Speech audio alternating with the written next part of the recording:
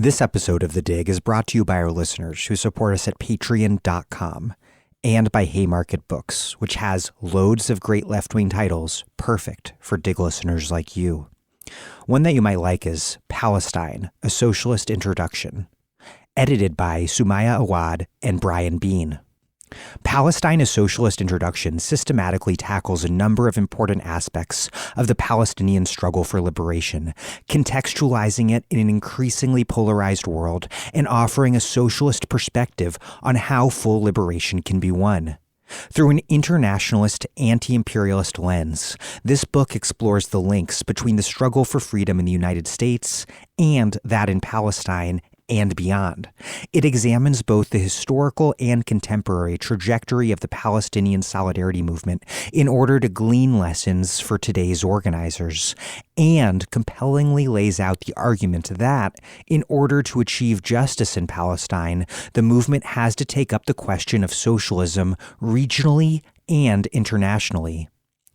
Palestine, A Socialist Introduction, edited by Sumaya Awad and Brian Bean.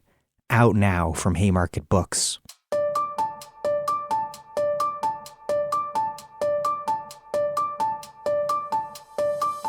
Welcome to The Dig, a podcast from Jacobin magazine. My name is Daniel Denver, and I'm broadcasting from Providence, Rhode Island. Who governs? For socialists, the answer is often an obvious one. The capitalist class governs, of course. But upon closer inspection, the composition of the ruling class is no more obvious than that of the working class, a class whose disorganization and neoliberal reorganization has been the subject of so much analysis, study, and debate. My guest today is Doug Henwood, the author of Take Me to Your Leader, an extensive analysis of the changing composition of the ruling class published in Jacobin, and which I'll link to in the show notes. Before we get started, this podcast is a listener-supported operation, and the place where you, our listeners, can support us is at patreon.com/thedig. Our business model is unusual for a podcast. We don't paywall anything because we want, for political reasons, the maximum number of people to listen to each and every episode, regardless of your ability to pay. Instead, we ask those of you who can afford to contribute to do so voluntarily. We also have books, mugs, tote bags to send you as a thank you. If you have been meaning to contribute and you can spare even $5 a month, please do so at patreon.com/thedig. That's patreon.com/thedig. Take a quick moment and contribute to support The Dig. I also have an announcement. The Dig, after 4.5 years going strong, is taking a first ever summer sabbatical. This past year has been intense. That's obvious for everyone in various ways, including for me because I took on an extra job's worth of work helping to build Reclaim RI, our post-Bernie organizing operation in Rhode Island. The download data also suggests that many of you, too, have a little less time to listen this summer, especially those listeners here in the U.S. enjoying the first world advantage of a vaccine-induced end to social distancing. So for the rest of the summer, expect an episode once every 2 weeks. We will still have lots of great interviews coming soon, and you can always peruse our vast archives at thedigradio.com. And I will be back full strength in September. Thank you for bearing with me as I chill and catch up with friends and family a little. Okay, here we go. Doug Henwood is a journalist and broadcaster in Brooklyn. He published The Left Business Observer from 1986 to 2013 and hosts Behind the News, a weekly show originating on KPFA Berkeley that enjoys a vigorous afterlife as a podcast that I do listen to and love, and that incidentally was the closest thing to a model I had for creating The Dig. Doug's books include Wall Street, How It Works and For Whom, and My Turn, Hillary Clinton Targets the Presidency. He is working on turning Take Me to Your Leader into his 5th book.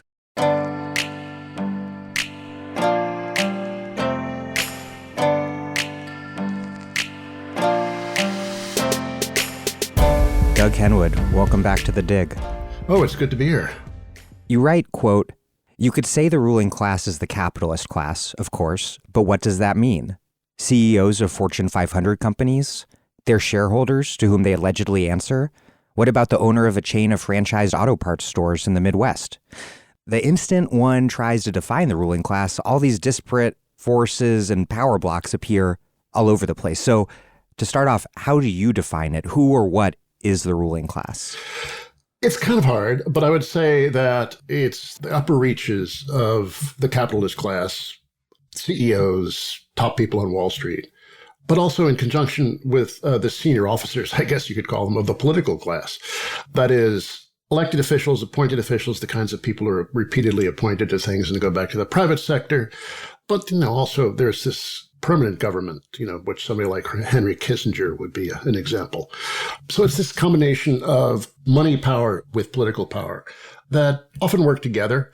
But there's this kind of simple belief in some quarters that the capitalists just pull the politicians' strings. And I think that's way not up to the task. I think there's an awful lot of organization going from the political class to the capitalist class because the capitalists just know how to make money and they don't necessarily really think about politics very much. You point to so many warning signs in recent decades that our ruling class just is not what it used to be at all. The establishment's failure to stop Trump in 2016, the Bush administration's reckless, bloody debacles, but you also say it's like deeper than that. You write, quote, "The present configuration of the American ruling class is having a hard time performing the tasks it's supposed to in order to keep the capitalist machine running. For example, you write, it's not investing and it's allowing the basic institutions of society, notably the state, but also instruments of cultural reproduction like universities, to decay." What is a ruling class supposed to do, if that's the right way to phrase it? And then what sort of ruling class are we governed by today? Well, they do need to keep these institutions going. They're just not, it seems. And there's a hostility to reason, to science, to culture that used to be, when the bourgeoisie was on the rise in the 19th century, they used to be very important to its mission of establishing its legitimacy and domination of society. Now they just seem to be dominated by money-making, the accumulation of the maximum amount of money in the shortest period of time. Now, I would think the most urgent problem facing humanity today is, of course, the climate crisis. And I would think that a ruling class that was really up to the task would be addressing it. It might not be addressing it in ways that you or I would like, or any of the contributors to the Jacobin Green New Deal series, but it would be addressing it in some way that was compatible with the sustainability of life on Earth and also under capitalist principles. I don't necessarily believe that capitalism is, by definition, incapable of dealing with the climate crisis, as some people believe. I think there's probably imaginable capitalist solutions to the problem, but they just don't even seem to be very interested in it. There's a small wing of particularly the financial elite that is interested in the problem. BlackRock. Yeah, Brian Deese, who went from BlackRock's sustainability portfolio over to the Biden administration. But it's a minority, and they're overwhelmed by the more conventional sorts. And we're even seeing it in the government. Certainly the Biden administration is showing more interest in climate than many of its predecessors have. And to some degree, I was surprised by the seriousness with which they seem to be taking the climate crisis. But it's just half measures. And then there's just so many obstacles within the opinion-making elite, within Congress, within the Democratic Party even. It's easy to blame Joe Manchin for all our problems, but there are a lot of Democrats who are very happy to have Manchin taking the heat for their indifference to this, existential crisis. So I think they're just so short-sighted and so driven by the accumulation of money that they can't think of what's going to happen 5 years from now. There was an article in Bloomberg the other day addressing what billionaires are doing to address the threat of climate change in Florida. And the answer is building bigger mansions. That seems to be the extent of their interest. There's just too much money to be made developing more. Yeah, no, it's not surprising that they're not solving the climate crisis via a Green New Deal, but their lack of kind of interest and imagination and even solving it on capitalist terms is what's remarkable. You write, quote, "A core concept of Marxism is class struggle, but the tradition exhibits a strange dearth of investigation of the ruling class. Marx's 18th Brumaire is one notable exception, but you're, of course, entirely right. I wanted to do a show on just this, on the composition of the American ruling class and recomposition of it forever, but until you published this essay, I had no clue who to interview, and I was asking around quite a bit. In your essay, you draw on Italian elite theory And the U.S. does have its own tradition of non-Marxist but left sociologists who study the elite, notably C. Wright Mills, and then after him, William Domhoff. But today, there's so little, maybe like almost none. I mean, Mike Davis definitely attends to this in Prisoners of the American Dream and other works, but there's so little Marxist or any sort of left work on the American ruling class. Why is that? It's funny, when I started in this project, I asked Bertel Ohlman, the Marxist political scientist, what he liked on the topic. And he thought for a moment and said, well, there's really not much. He said, Marxists just don't write about the ruling class. And I asked him why. He said, they think it's obvious. And I think, the answer is, it's the bourgeoisie. What's the bourgeoisie? It's rich people. It's capitalists. Mm-hmm. And the articulation of economic power and political power is generally an important part of Marxist thought, but there's really not a whole lot of examination of how elite power works in American society. I don't know what it is. I guess there's been a bias in a lot of radical scholarship towards studying from below and not that much interest in elite studies. Possibly for some psychological reasons, my obsession, my love-hate relations with the American elite. I've become much more interested in the topic. I spent, 35 years looking at and writing about Wall Street and financial power, which is one angle of the ruling class. But, even that, there's not a whole lot of Marxist interest in finance, aside from perhaps some, I'd say somewhat shallow commentary about the financialization of everything. But as to the institutional detail and the configurations of power that finance not merely represents, but even calls into existence, there's not much attention paid to that. Within the capitalist class, there's a whole lot of interest, particularly in the 80s and 90s, has receded somewhat, in how large corporations should be run, what their relations to their shareholders should be, what their responsibilities are.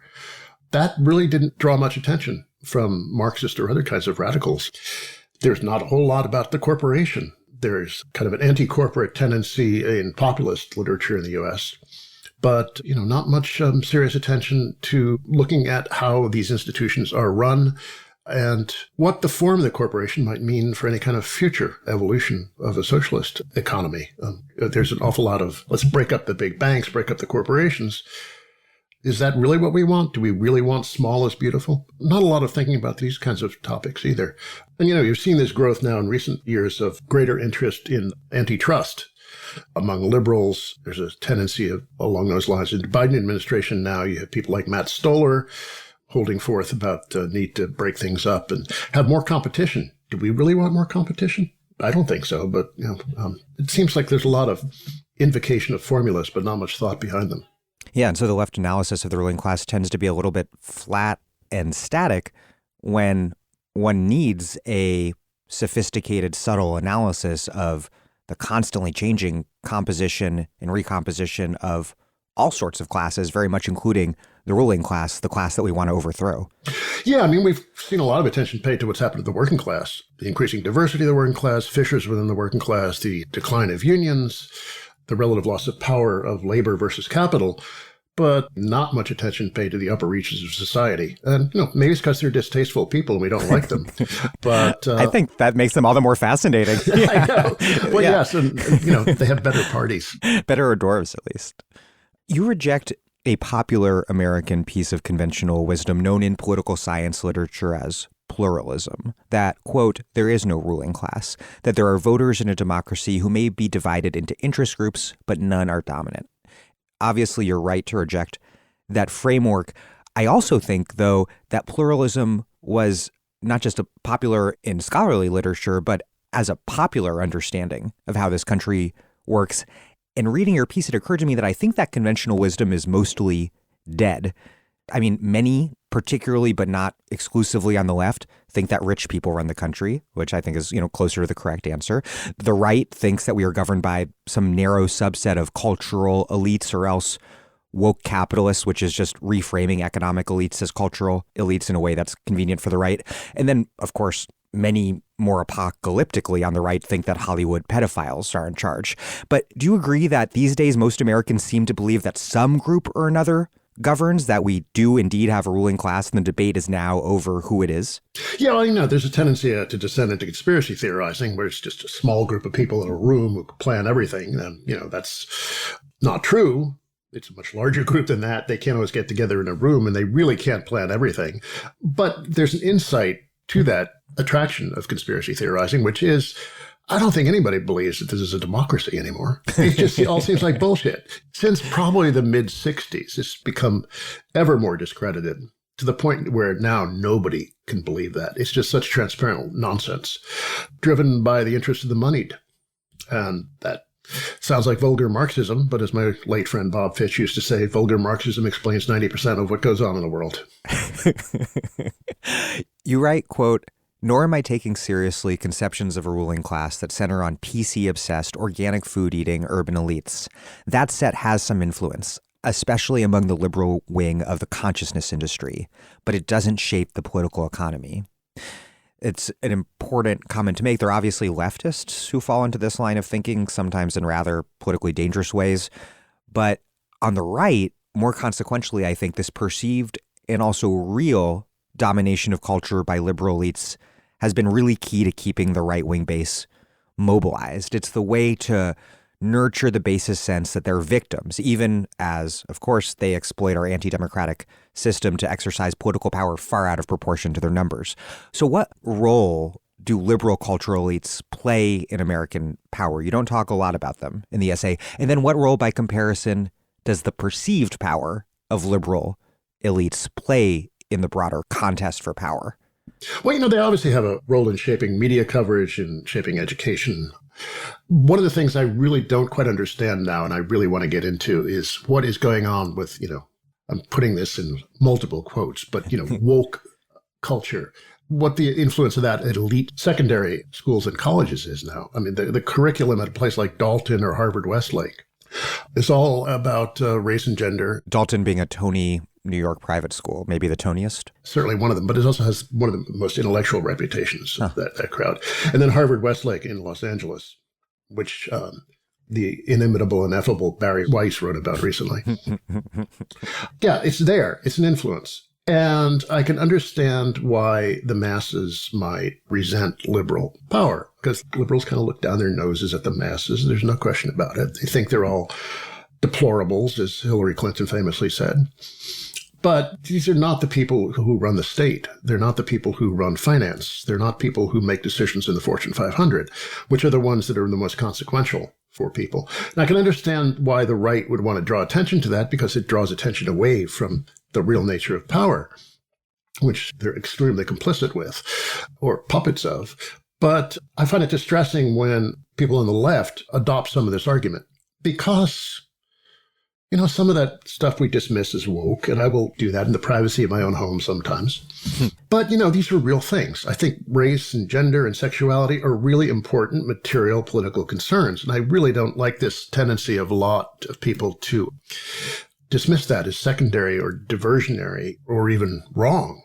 These are important things. Even if Dalton and Harvard Westlake, where you have to pay $55,000 a year to go to school, it's kind of ridiculous that they're concerned with some of these things, because it makes it look like they're not really interested in the roots of their material power, but they want to appear righteous and above it all, and not like all those, dirty working class people who are just bigots and all. That I would be critical of, but on the other hand, these are very serious concerns. I really wouldn't want to be part of a movement to dismiss them. You see, like Catherine Liu's book in Elites, for example. I read that, and I never was really clear on who she was talking about. I don't know who these elites are that people like that are really up in arms about. And they may be working out some guilt at not being out there doing political work or organizing a union or whatever. Instead, they're in the seminar room. But, I think seminar rooms are important. I think academia is important. And, it's a point I make in the article. The right takes these things very, very seriously. I mean, Charles Koch and his buddies have been trying to reshape academia in the right's image. Yeah, the Mercatus Institute at GMU is not a sideshow. No. And, they've created all these think tanks, and it's part of the model of the propagation of neoliberal thought and right-wing thought. It's been very hierarchical, but you need these elite institutions and thinkers to develop the ideas, which then get disseminated through think tanks and then through journalism and then through politics. And through powerful policy political networks like ALEC and the State Policy Network. Yeah, I noticed there's something like a little over 50 of these state think tanks funded by the Koch and similar networks. And they write bills. Overworked state legislatures don't have to do the work themselves. They just have these, fill-in-the-blanks legislation. But also they take, they're endowing chairs, endowing institutes, essentially trying to create universities in their image. A good bit of GMU is like that. So I think we need to be serious about intellectual life if we want to fight them. And we're not going to fight the right by just thinking it's all a distraction. Let's turn to the history so we can get into what sort of ruling class we used to have and how we ended up with what we have today. You write, quote, "We once had a coherent ruling class, the white Anglo-Saxon Protestants, WASPs, who more or less owned and ran the United States from its founding through the 1970s. How did a self-conscious WASP elite arise? And then what sort of economic, social, and political institutions guaranteed the reproduction of their power?" The European settlers of the U.S. were primarily originally from Britain, to a lesser extent Germany, which kind of honorary WASPs. But they're the ones who really were the initial governing class. But it wasn't until we saw mass immigration from Southern and Eastern Europe that the WASPs really came to consciousness as a formation.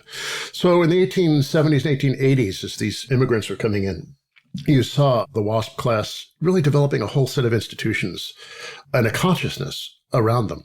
And it's also the WASP home base of New England and the Northeast where elites most actively mobilized against this new immigration through groups like the Immigration Restriction League.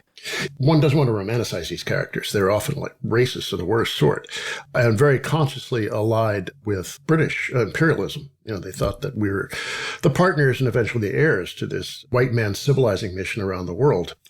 They founded prep schools, most importantly Groton, in the 1880s. Endicott Peabody, the headmaster of Groton for many decades, really shaped a whole generation. What a name. I know, yes. Franklin Roosevelt named Endicott Peabody as the second most important influence in his life after his parents. In the 1880s, they developed the WASP Summer Town, with Booth Bay Harbor, Maine, and these places like that. The prep school, the urban men's club, all these things really came into prominence in that decade, along with, a lot of race theory, why they were the superior form of humanity. All this inspired by a mass immigration from Southern and Eastern Europe. There was an interesting relation with Jews at this point because there were some Jewish members of the upper classes, the Guggenheim family, for example. But as there came Eastern European Jewish immigration, the WASPs turned on the Jews and kind of expelled them from the elite. The old German Jewish elite.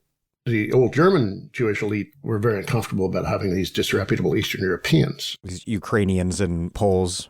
Often with bad politics, socialist politics, and certainly working class outlook on life. So yeah, that's when that WASP consciousness really came to the fore. Then was this ethic of discipline and austerity. It was not the luxury that we think of with our contemporary ruling class. These were people who lived in very disciplined, modest ways. Sort of Teddy Roosevelt's strenuous life stuff. Yeah, there was this concern that everyone was going soft as industrial civilization was taking us away from the fields and, manly labors. So somebody like Teddy Roosevelt would engage in almost cartoon-like performances of masculinity to counter that creeping softness. Yeah, and then Endicott Peabody and the Groton ethic was very much like that as well.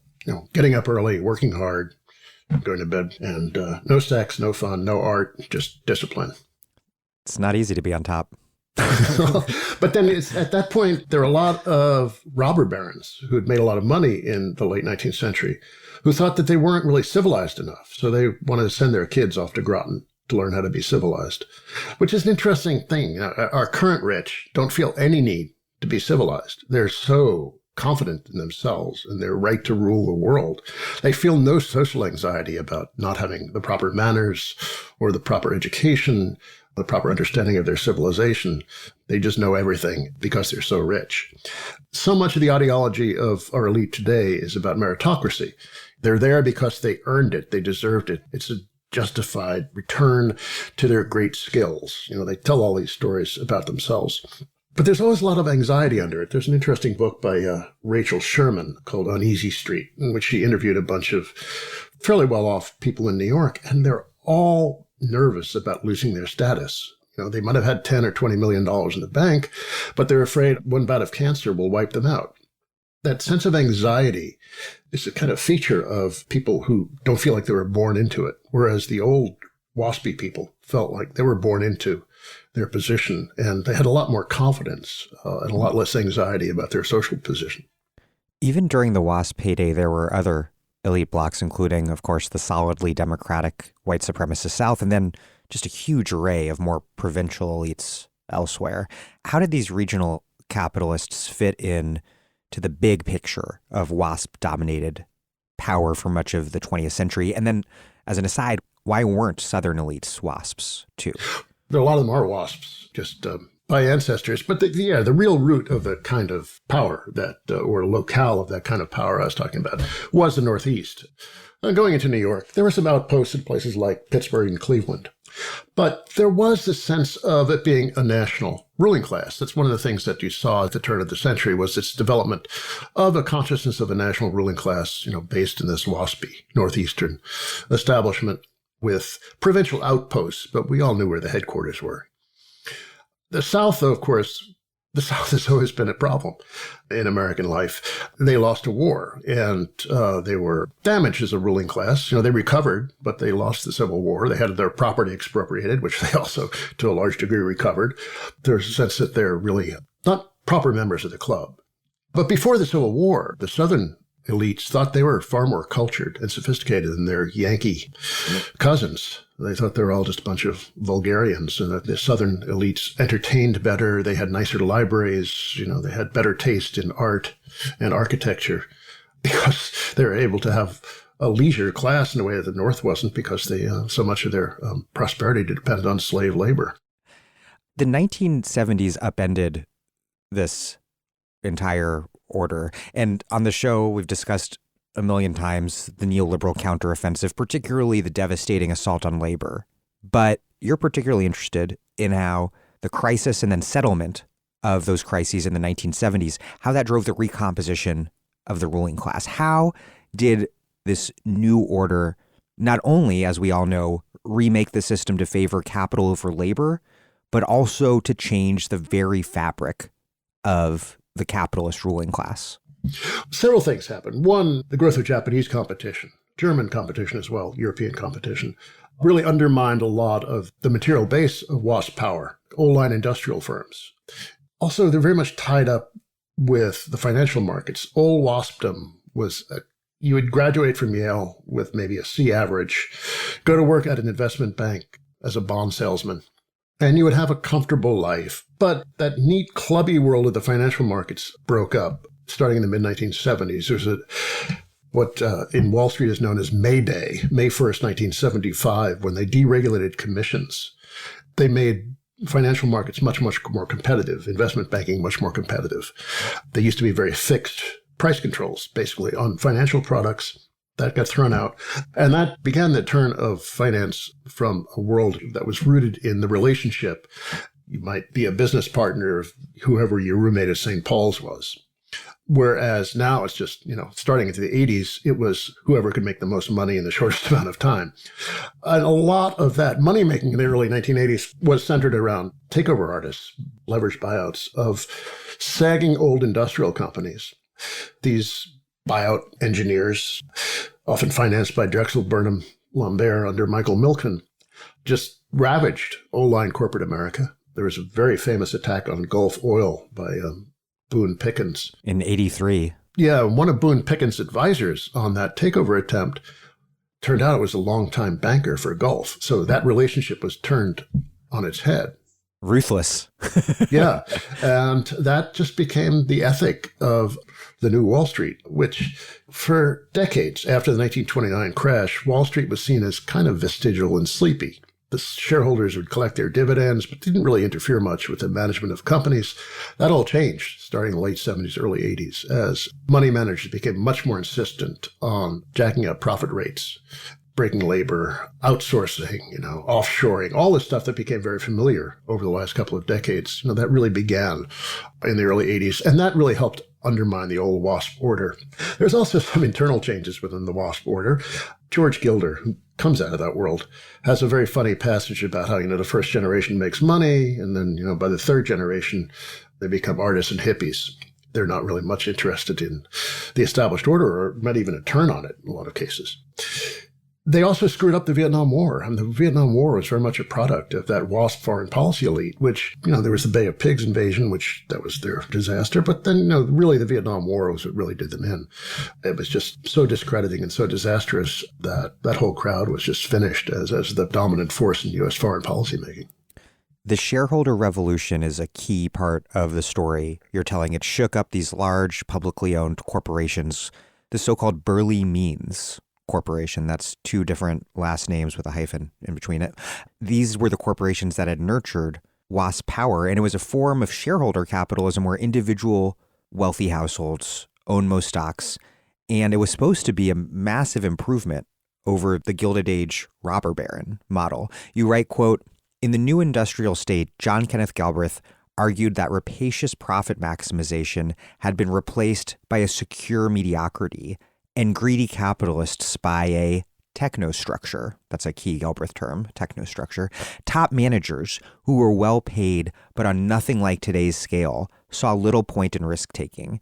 They wanted sales growth and prestige, not the paychecks that would later populate the Forbes 400. Today's paychecks are driven by stock prices. In the 1950s, top executives were paid mostly straight salaries. Shareholders had become vestigial. If they didn't like the performance of firms they held stock in, they'd just sell the shares. No one ever troubled management." Why was corporate America content with this New Deal order settlement? And then how did the crises of the 70s and the rise of the shareholder revolution upend it all? The 1929 crash and the subsequent depression really discredited Wall Street for a generation. There was a pretty tight regulatory structure imposed on them during the New Deal. It's interesting to read through some of that history. Roosevelt explicitly said he wanted to have some kind of private socialism to avoid real socialism. So they were going to create this kind of comfortable world of very tightly regulated shareholding, where the financiers were kept on a short leash, so they didn't really interfere much with production.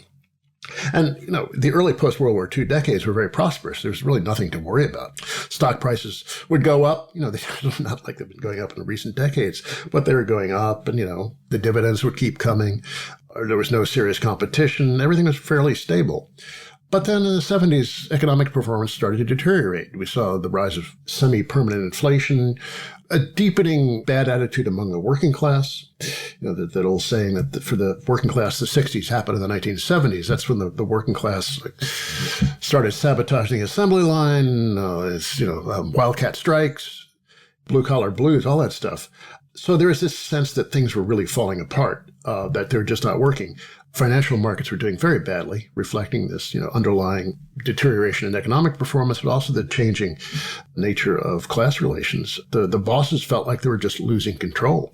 And so this shareholder revolution, which, really got going by the second half of the 1970s, but didn't really take off until the 80s, was a way to address all these problems as a form of social and labor discipline that was going to shake up that kind of complacent mediocrity that Galbraith was, to some degree, celebrating. And to be honest, it was a better deal for labor in a lot of ways. That was the era of, cost plus contracts and cost of living adjustments. The corporate elite was not really militantly anti-labor. They'd come to some sort of understanding. They may not have loved having unions, but they didn't want to destroy them. Then the shareholder revolution, and then on the financial side, accompanied by the Volcker tight money regime from 1979 to 1982, and the Reagan Revolution, notably the breaking of the Patco Union. All these things together really transformed that old, comfortable world into the one that we live in today. And we're still, living pretty much in the world that was shaped by the 1980s, where now it's just the idea that the stock price is the preeminent guide for what a corporation is all about, at least for a public corporation. That's pretty much sacred principle.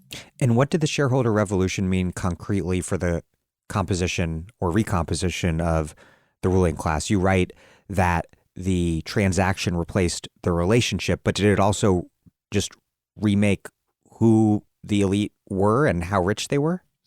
For one, that old world where, the guy with a C average who graduate from Yale and get a job as a bond salesman, that disappeared. There are certainly regional brokerage firms where mediocre people can go make a comfortable living. That still exists. But the whole concept of the financier that we think of now just didn't exist in the 50s and 60s. There were some takeover artists in the late 60s, but it was just not the dominant force in business civilization that it became. We also saw the development, particularly in the early 1980s, with the era of high energy prices. Right. There was a change in the geographic picture of capital. As portrayed in the show Dallas. Yes, right.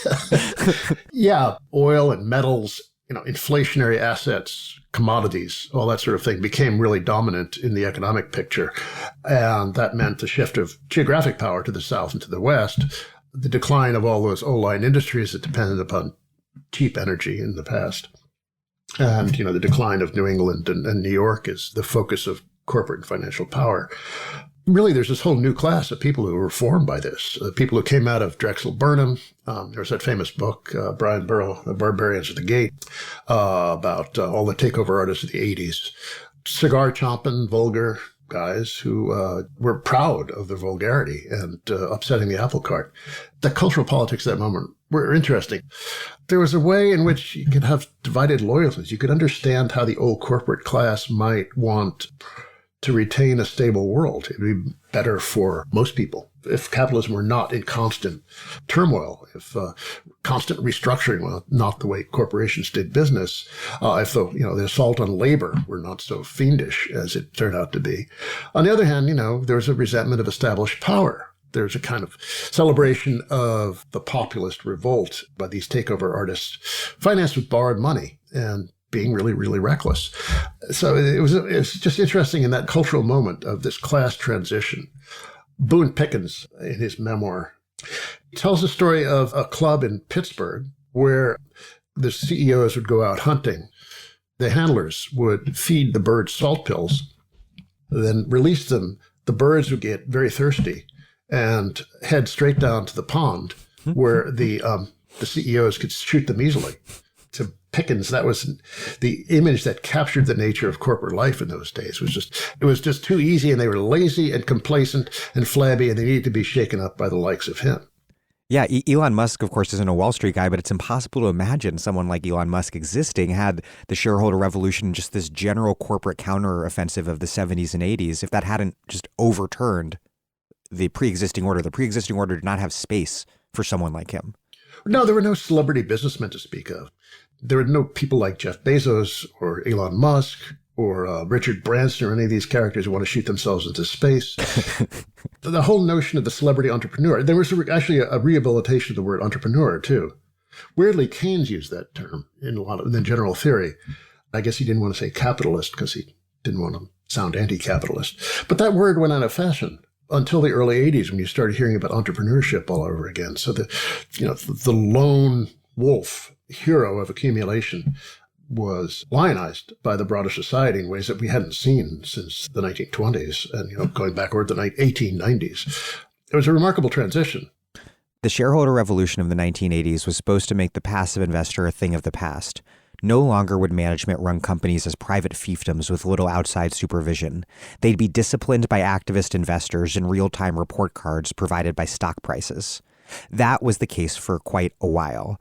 But the intra-class peace treaty after the shareholder revolution has brought back several aspects of that old world. Two are especially important: the growth of index funds and the explosion in stock buybacks, through which corporations have shoveled trillions of dollars into their shareholders' pockets. What are index funds and stock buybacks? And then what does it mean that the shareholder revolution ironically created a system that is as insulated from shareholder pressure as ever? Almost no one can beat the stock market averages, unless you're George Soros or Stanley Druckenmiller or somebody like that. So what that means is it makes the most sense just to try to mimic those averages. So as a result of this financial theory, it became really hard to justify paying a lot of money to money managers to try to beat the averages when it was virtually certain that they wouldn't be able to do it. There were some exceptions. The manager of the Yale Endowment, David Swenson, was one of the pioneers of getting institutional money into private equity and things like that. He did very well, made a lot of money for Yale. And for himself. And for himself, no doubt, yes, of course. But most other entities that try to match this couldn't do it. And grossly, an awful lot of public pension funds have been heavily invested in private equity, which generally operates against the interests of labor. So to have money managed in the name and interest of the working class used to finance a very anti-working class agenda. CalPERS is a case in point. California Public Employees Retirement System was one of the leaders of the shareholder revolutions in the 90s. The New York City pension system is also very deeply invested in a lot of private equity, Blackstone and such. But became more and more obvious to everyone that it's really hard to beat the averages. Most of these private equity funds, because the managers take out so much in the way of fees, their general fee structure is 2% of assets under management plus 20% of the profits. So if you're skimming that much off the top, it's really, really hard to beat the averages. So why pay all that money for inferior results? So a lot of people have been, over the last couple of decades, putting more and more money into funds that are meant to match, say, the Standard & Poor's 500 index. That's the most popular one. So Vanguard and BlackRock and State Street, the three big purveyors of index funds, I can't remember the exact numbers now, but they control, 10 or 20% of U.S. equities. But they don't get involved in management, and they can't sell the stock. The stock market is supposed to be a real-time report card on how well management is doing. If the company is not doing well, investors sell it, the price goes down and say, hey, something's wrong here, let's do something. But if all these index funds are just bound to hold the stock because it's part of the index, and they have to hold the stock in the proportion that they are in the indexes, none of that report card aspect of the stock market is happening, but also there's no interest in any of these institutional money managers in doing anything to lobby management to be more effective, to run the company more profitably. Why spend any time or effort or money on lobbying corporate management when you're not going to get any gain yourself? It's going to go to everyone. It raises your fees, and the whole point of an index fund is to keep the fees down. So, we had this evolution of corporate governance from this very activist phase in the 80s and 90s, when first you had these takeover artists in the 80s, then you had pension funds like CalPERS in the 90s, drawing up hit lists of underperforming companies and demanding they clean up their act. All that kind of disappeared as we entered the 2000s. And one of the things, very dramatic things that changed the nature of corporate life was that in 1982, the SEC legalized the practice of corporations buying their own stock. It used to be dismissed as or banned as something that looked manipulative and self-dealing. But the SEC, under John Shad, who was a former Wall Street guy that Reagan appointed to run the SEC, Shad, it was said that he'd bet on anything. He would bet on two cockroaches crossing the room, which would reach the other side of the room first. He had this purely speculative mind. They legalized this practice of corporations buying their own stock to boost its price. So corporate managers who are paid in stock, let's use this corporate treasury money to buy the stock and boost its price. It'll keep outside shareholders happy, and it'll make me richer. So if you look at the flow of corporate money over the last 40 years, it's gone from the stock market used to be a minor source of funding for corporations. They'd every now and then issue some stock and do whatever they want to it, do a takeover. Yeah, acquire capital to invest in production. Yeah, like normal stuff, what the stock market is supposed to do, although it really does. But now that's all disappeared. Like they just, between takeovers, which retire stock, and all these buybacks, trillions of dollars of stock have disappeared. There are times when the buybacks exceed the level of corporate investment. Going into the pandemic crisis, Boeing and some of the major airlines were so cash depleted because of all their buybacks that they needed a federal bailout. A lot of companies were even borrowing money to buy their own stock, not borrowing money to expand or do something that would actually generate a return, which, you could then rationally service the debt with. No, they're borrowing money to buy the stock to boost its price. So we have index funds, which mean the stock market plays almost no role in corporate governance, or a declining role in corporate governance. And this growth in buybacks, which is just an enormous amount of money that goes from corporate treasuries into shareholders' pockets. It's a giant racket of a different sort. It's the old days, the 50s and 60s, the days of the technostructure and planned mediocrity. It was a little more egalitarian because some of the bounty was shared with the working class. Now, of course, it's just all for the big guys. We could squeeze the working class as much as possible, but just pamper the shareholders. I'm Naomi Klein. You're listening to The Dig, as well you should be, and you can support them on patreon.com. This episode of The Dig is brought to you by our listeners who support us at patreon.com and by Verso Books, which has loads of great left-wing titles, perfect for Dig listeners like you. Verso just launched a new subscription service for readers to get ebooks and discounts every month.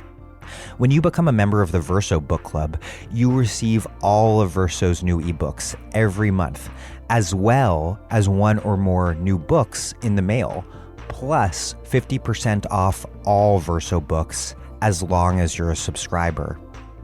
To celebrate Verso's 50th anniversary, all member tiers are now at a discount of 50%.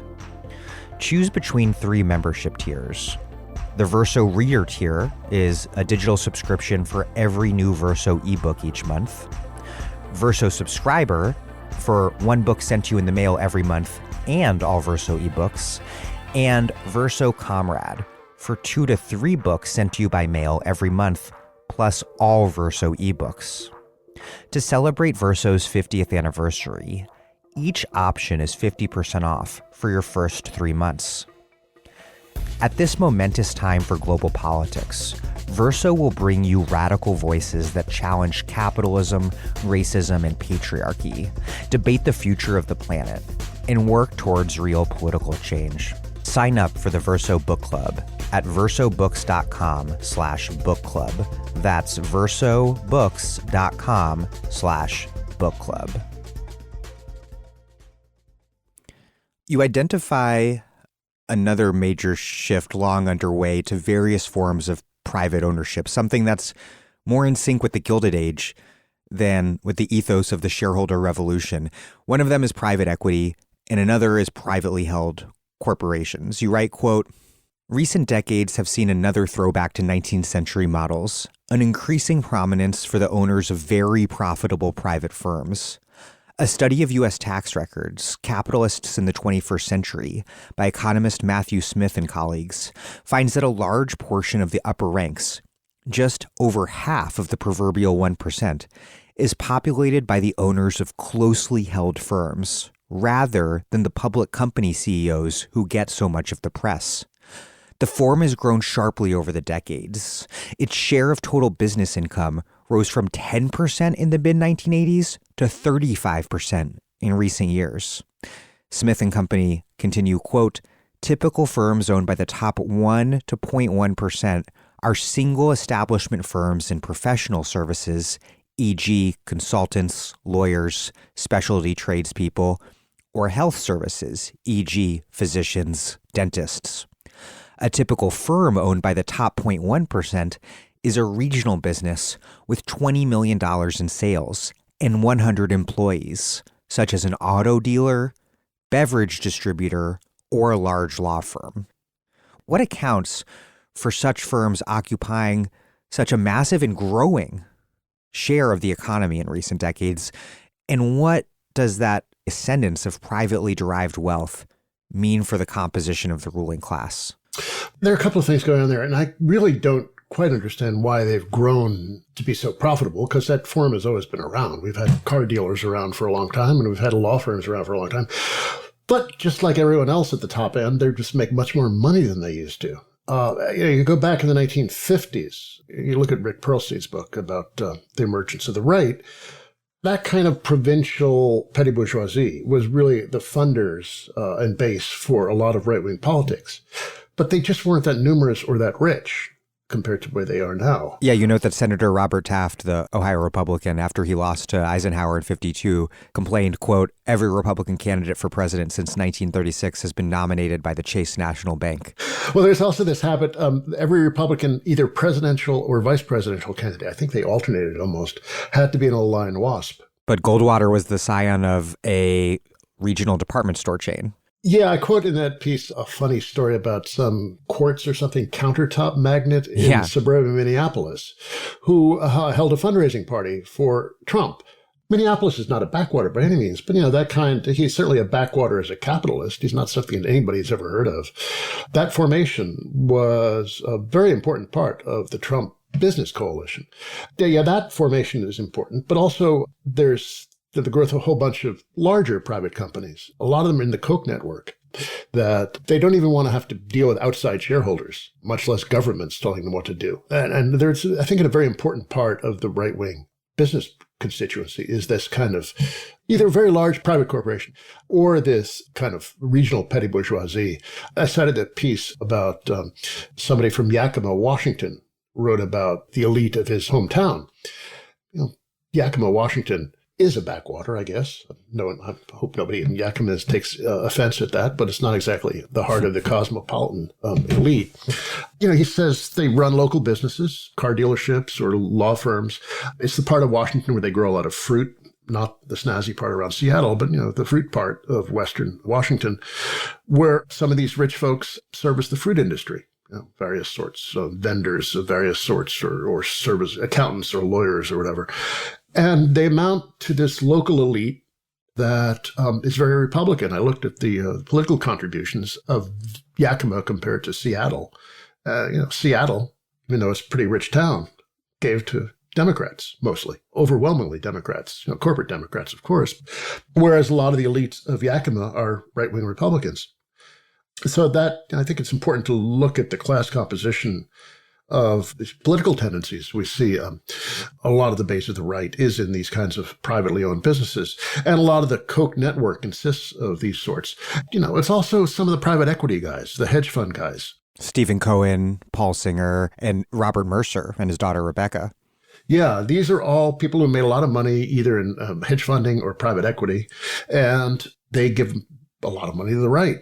It's not like Goldman Sachs or JP Morgan, the established banks, which tend to be much more, centrist. Often there are a lot of Democrats, certainly a lot of Democrats around Goldman Sachs.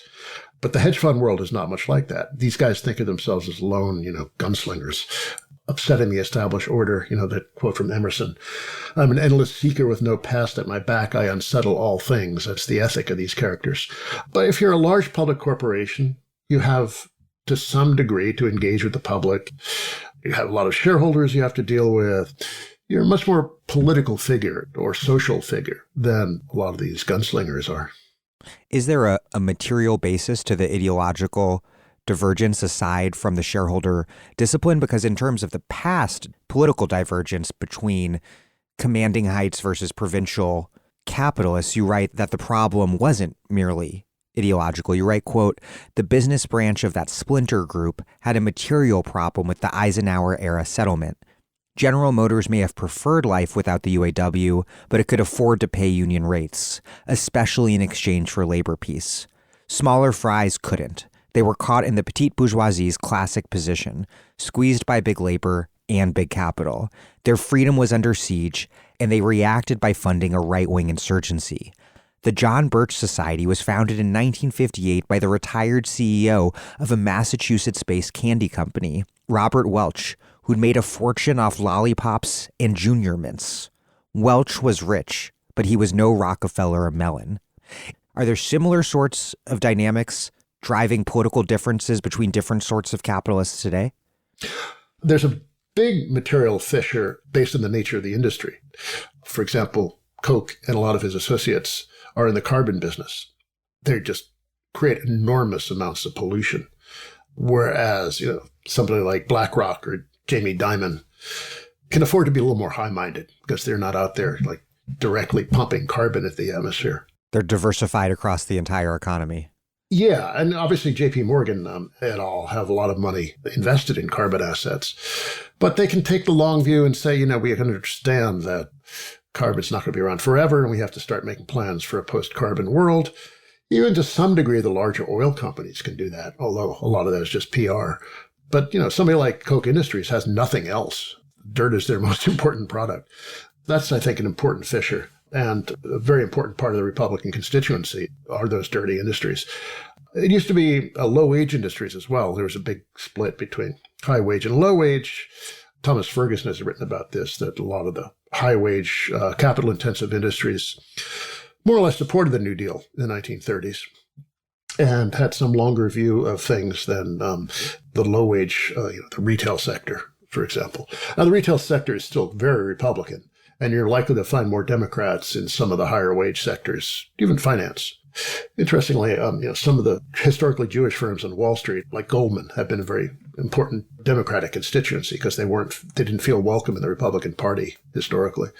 But there's a little more openness to some degree, of infrastructure spending, social spending, that sort of thing. When Mario Cuomo was thinking of running for president in 1988, he put together a commission to advise him on the state of the economy. The chapter on urban poverty the lead author was credited to be Robert Rubin, ex of Goldman Sachs and of the Clinton administration. The former co-chair of Goldman Sachs was deeply concerned about urban poverty, whereas some hedge fund guy wouldn't give a damn about urban poverty. You write that, quote, "The board of the Cato Institute, despite its ties to the Koch world, is heavy with second-tier and third-tier capitalists. The chair of something called Tamco Building Products, a Missouri-based firm, a managing director with Susquehanna International Group, a money management firm based in Doug Henwood, Pennsylvania, and the former owner of the Tennessee-based Young Radiator Company. Koch aside, it's light on seriously elite connections."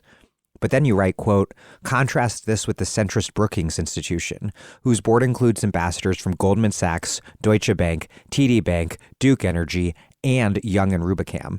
Its top funders include the Gates Foundation, the Hewlett Foundation, the Carnegie Corporation, the Rockefeller Foundation, Comcast, Google, JP Morgan Chase, Chevron, ExxonMobil, Shell, Time Warner, Toyota, AIG, and the government of Japan, Qatar, and the United Arab Emirates. And even the libertarian would-be secessionist Peter Thiel, who, like any big investor, knows the importance of diversification. Or take the Clintonite Dems' favorite think tank, the Center for American Progress, which has a business alliance, price of admission $100,000, that includes Comcast, Walmart, GM, GE, and Boeing. It's remarkable the divergence between where conventional capitalists see their political allegiance and where these privately held wealth figures do. One interesting thing about this is that the Cato crowd is very organized and ideologically motivated. Whereas it's really hard to say what the corporate Brookings crowd is interested in. They have no agenda. Lee Drutman, I quote his book on the history of lobbying, and I quote an interview I did with him, that to try to break inflation, break labor, deregulate everything, they had a common agenda that affected the entire big capitalist class. They pretty much got everything they wanted by 1983 or 1984, and they kind of disbanded as an organized force. This is after the founding of the Business Roundtable in, I think, 1973. 73, 74. And curiously, that was done in the urging of Treasury Secretary John Connolly. The point I made earlier about how the capitalists sometimes have to be organized by the political class. That's a support for that argument, because until the Business Roundtable was founded, there had been no large organization of big CEOs of that sort. They came into existence in the 1970s, and 10 years later, they figured that their agenda had been pretty much accomplished. The Business Roundtable still exists, but it's just not the potent political force it was 40 years ago. Whereas the Cato people and Koch and all these characters have a really serious agenda that they push at. So you have, on the one hand, the big capitalists who only care about their own sectoral interests. Tax breaks for their particular industry, for example. That's the dearest thing to their hearts. But they don't have a broader political agenda the way somebody like Charles Koch does, or the ALEC crowd, or any of these characters. And it was very interesting to watch the early Trump years, because big capitalists really were not very high on Trump. They favored Hillary. They thought that Trump is an irresponsible and dangerous character. But as soon as he came into office, cut their taxes and deregulated everything, and the stock market took off, they were happy. So they didn't care about all the other insane stuff he was doing, as long as the stock price was going up and their taxes were going down and regulations were disappearing. That's all they cared about. It was very much unlike the mobilization against Eisenhower in the 1950s, what the right was pushing. And, I imagine, I haven't really seen that much coming out of the right, specifically against Biden yet, except the culture war stuff that you see on Fox. But I'm sure they're busily at work in their secret meeting rooms. But they really have a politics, whereas the mainstream of corporate America doesn't seem to in the same way. One thing we haven't discussed is the tech ruling class. Where do they fit into all this? That's a good question. I have to give that much more thought. Certainly a lot of them are libertarian, the likes of Peter Thiel. They had, until fairly recently, not been that involved in politics. Over the last few years, they've gotten much more involved in politics. They're mostly contemptuous of politics for years and years. They just thought it was the realm of hacks, and they were doing the important work by developing better ways of living through technology. But there's certainly a substantial portion of tech was kind of pro-Clinton Democrat. There's a funny bit in Michael Wolff's first book about Trump. The Fire and the Fury. Yeah, it has a transcript of a conversation between Rupert Murdoch and Trump.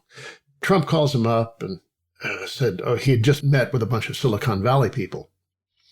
Trump said, "They need my help." And Murdoch said, "What are you talking about? They were doing great under Obama. They had Obama in their pocket. What do you mean?" He said, "Well, they need some help on the H-1B visas." Murdoch says, "Well, how are you going to reconcile that with your anti-immigrant stance?" And Trump says, "Oh, I don't know. I'll figure it out." And then Murdoch hangs up the phone and says, "What a fucking idiot." But yeah, I think there's that sense that tech was comfortable with a lot of the Clinton and Obama style of Democrats.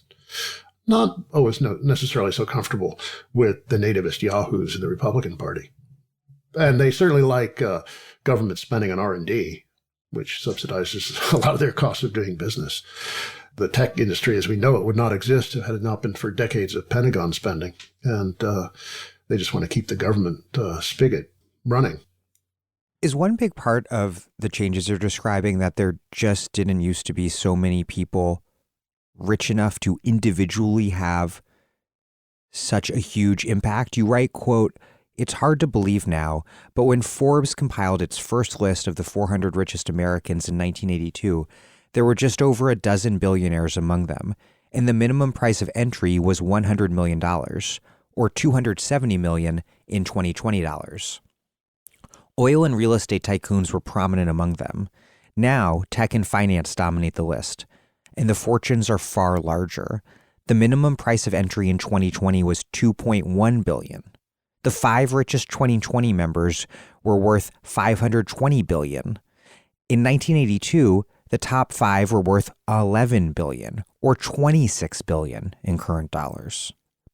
As the growing number of just extremely rich people created a novel situation whereby a relatively small number of individuals with perhaps idiosyncratic reactionary ideologies like the Kochs, where they can just exercise a ton of power as they see fit, independent from the more diffusely institutional logics that historically governed much of American capitalism. This is true not only at the national or even the international level, but at the local level. A lot of local billionaires really dominate their state's politics. So a character like Art Pope in North Carolina, who made billions off a chain of discount stores for poor people. So Art Pope has a material interest in creating more poor people because they patronize his stores. And he has been financing a lot of the reactionary agenda in North Carolina. And North Carolina, it's not a blue state by any means, but it is not a reactionary state. It's not South Carolina, which is one of the most reactionary states in the country. It has very distinguished universities, Research Triangle Park, cultural life. But somebody like Art Pope, with all his money, can fund gerrymandering and fund laws designed to promote the right-wing agenda. There were no Art Popes 40, 50 years ago, or at least on the scale of somebody like him. And you can reproduce that any number of places around the country, whether it's the local elite in Yakima that I was talking about earlier, or the quartz countertop magnet in suburban Minneapolis. They just have so much to spend, and they're willing to spend it. And this is something I'd really want to look into more, too. They feel so persecuted. These folks have never had it so good. Maybe, there's a little more hostility now than there was to them some years ago, but really, politically, they're really safe. They don't have to pay any taxes. It's that ProPublica leak showed us they really pay less in taxes than you or I do, but they still feel so besieged. I guess it's a guilty conscience, the sense that they're getting away with murder and that any time now that the angry masses are going to come slit their throats. But it's a weird sense of aggrievement, which leads them to fund all these crazy politicians to push this agenda even further. You write that the, quote, Aravists held a mix of envy and contempt for the old establishment, resenting its prestige while lamenting its decadence. It's curious how that view still pervades the American right, even though that old establishment is considerably reduced. That insight really helped me make sense of this anti-elite politics that's weirdly run by very rich, if sometimes somewhat provincial figures. Do you think that how is this sort of lumpen capitalist resentment melded with, and maybe even weirdly come to stand in for, broader resentments fueling reactionary right-wing American politics across other classes as well, the middle and working classes too? Yeah, despite their wealth, they seem to feel bad, like they're not taken seriously enough, or they're not cultured, and that the cultured look down on them, which is, of course, correct to some degree. I look down on them. There's this combination of being materially secure, politically secure, at the same time they feel so culturally insecure, produces a very volatile mix of reactionary politics. And it's a way, of course, of manipulating the masses into supporting their agenda. This is one of the things that Trump was so brilliant at. Trump was able to take the fact that the Manhattan elite never accepted him, and he resented them for it, because he was a vulgarian from Queens. But he was able to transfer his personal resentment into something that a whole bunch of marginalized people across the country could identify with. And like I said earlier, I think people exaggerate the degree of working classness of that base. It's a much more regional petty bourgeoisie, not displaced machinists on the banks of the Great Lakes. This is something that the right is just hammering away at now. They understand that the rest of their agenda is not popular. They can't sell tax cuts for rich people.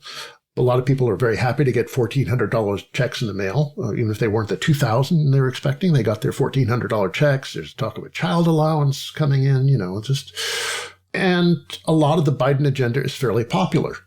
So they can't really fight it on those grounds. So they have to work all these cultural resentments. And again, I don't want to dismiss the cultural sphere as being of somehow secondary importance. That stuff is really important. But I'm sad to say, it's hard to find people who are economically on the left who are also, or at least in a lot of cases, who would also support what I consider, a liberatory cultural agenda. So they're able to peel people away from that, any kind of economic agenda, by working on these cultural resentments. I guess we're still somewhat in the world that Tom Frank wrote about, with the use of cultural resentment to recruit people for an agenda that would not otherwise be popular. Is this ascendant class of private firm-derived wealthy people that we're talking about that's powered the right wing, is that also where much of the high-end liberal elite today come from? Not so much the countertop moguls, maybe, though maybe there's a lib elite countertop mogul out there, but more extremely highly compensated lawyers and other professionals? Oh, yeah, that's absolutely the case. If you go back into the progressive era, too, a lot of the base for the progressive era politicians were the professional class that was resenting all the new capitalists. They thought they were vulgarians. And what we needed were nice, civilized experts to run things. The early Nation magazine, or the early 20th century Nation magazine, very much reflected that. The Nation, in its day, in the 1920s, editorialized in favor of chain stores. There was this big movement, especially in the rural South, against chain stores. And the Nation in those times was contemptuous of the rejection of what they considered economic evolution, which is just like, Darwinian evolution. That lives on today. There's a certain resentment of economic elites in a professional class that lawyers, academics, creative sorts, Hollywood types, advertising people. That's a lot of the Democratic elite. A lot of the liberal elite consists of that, plus some finance people like George Soros. But, as I was saying earlier, that the right is so organizationally and ideologically disciplined compared with the liberal side. About 10, 15 years ago, the Democracy Alliance, which is supposed to be a liberal answer to the Koch network. Sort of Soros-convened alliance of rich, very rich liberals. They all are encouraged to give to whomever they want to. There's no focus of personnel or institutions or agenda or anything. It's all do your own thing, man. And not with the kind of Leninist discipline that Koch has. Yeah, and it's interesting. If you go back into the 1950s, when the right was first starting to take over the Republican Party, a lot of the people involved in that were alums of Trotskyist and communist movements in the 30s. And they brought with them a high degree of ideological and organizational discipline, which is one of the things that enabled them to take the long view. They realized it was a task of decades, and were able to accomplish the task precisely because of that organizational and ideological discipline. They even they went to a meeting, they would sit themselves in the crowd in a pattern that they learned during their communist days of how to dominate a meeting. I think there's some kind of diamond-shaped thing that they decided was the best way to do this. But yeah, they carried a kind of Bolshevism forward in the service of capital, whereas the liberals are just all too loosey-goosey and really are just much more ineffectual. You write, quote, "In the 1980s, the Democratic Leadership Council, DLC, led by the likes of Bill Clinton, aimed to reinvent the Democratic Party for the neoliberal era by purging it of progressive forces left over from the 1960s and 70s. The goal was to make it friendly to Wall Street and the Pentagon while dropping the civil rights and tree hugger talk, and it was largely successful as the party found popular support among professionals in the nicer suburbs." I think that's a really important insight, especially when people on the left sort of mistakenly blame any sort of emphasis on racial or gender justice or anything like that on the woke liberal PMC, because this is the actual sordid history of the, in this house, we believe, liberalism that, today elite professionals are seen by both the right and some on the left as what drives Democrats towards this neoliberal wokeness. But what do we learn when we understand that the origins of the Democratic turn towards these affluent professionals was thoroughly and explicitly reactionary, specifically on social issues? Yeah, there's a really good book on this topic by Lily Geismer, in which she studied 5 towns north of Boston. Don't blame us. Yes, don't blame us. It's really a very interesting story, but it is this story of how these kinds of elite suburbs and the people who populated these things thought of themselves as very different from the boring gray flannel suit types or the Levittown suburbs of the 50s and 60s. We're MIT professors. We really know best. They became the root of a lot of this transformation of the Democratic Party. As the Democratic Party was dropping the old urban working class and replacing it with these sorts of professionals, it took on a very different cast. Geismer tells the story of, I think it was Lexington, where they were very aggressive about passing fair housing legislation. They wouldn't discriminate. So they wanted to make sure that black people were just as welcome in Lexington as white people were. Problem was that very few black people had the money to buy a house in Lexington, so it was just all purely symbolic. That's emblematic of the kind of liberalism, the so-called woke liberalism. Materially, money did the work of making sure that just the right kind of people would enter their suburbs, and they wouldn't have to worry about vulgarians from the city coming in and taking over. The problem isn't that these people focus on things like race and gender. It's that they do so in a revealingly idealized and always dematerialized way. Yeah, they don't want to think about why they live in Lexington and other people don't. that would make them uncomfortable. Or if they do think about that, it's because they worked so hard and did all the right things and went to the right schools, and their social status is a reward for all their virtue and labor. They don't really want to think about the social structures that reproduce their privilege. There has been, though, some diversification of the traditional corporate elite. Has that meaningfully affected the composition of the ruling class and also maybe shaped this lumpen billionaire insurgency to its right? Places like Yale made a conscious effort starting in the 1970s to bring in people who are not third-generation legacies and tried to recruit people from public high schools. But, if you look at the makeup of the Yale student body today, it's overwhelmingly people from households with six-figure incomes. I think Piketty says in Capital in the 21st Century that the average Harvard undergraduate's family has a household income of $300,000.